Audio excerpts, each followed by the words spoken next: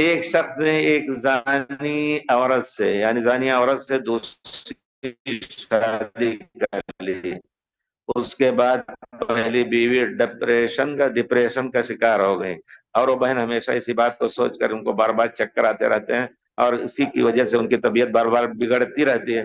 کیا اس بہن کے شوہر کو کیا کرنا چاہیے؟ کیا دوسری بیوی کو چھوڑ دے؟ اور وہ بہن کو کیا نصیحت ہے؟ نہیں، اگر اس نے اس کے ساتھ غلط کام کیا تھا تو وہی اس کا حقدار ہے کہ اس سے شادی کرے۔ الزانیۃ لا ينکحها الا زان، یہی علماء نے کہا ہے کہ جس سے زنا کیا وہی اس سے شادی کرے۔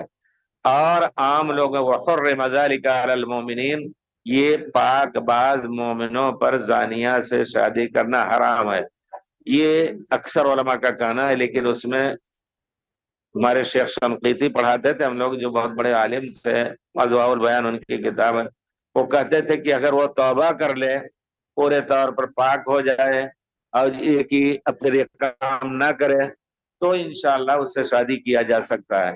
تو اب جو شادی کر لیا ہے تو دوسری بہن کو نصیحت زیادہ کرنی ہے کہ اس اس عورت کو پاک باز رکھنے کے لیے رہنے دیں، اور اپنا دماغ خراب نہ کریں، اور شریعت کے حکم کو قبول کریں۔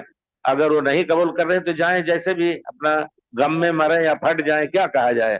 ان کو یہی نصیحت کیا جائے گا کہ اس کو قبول کریں۔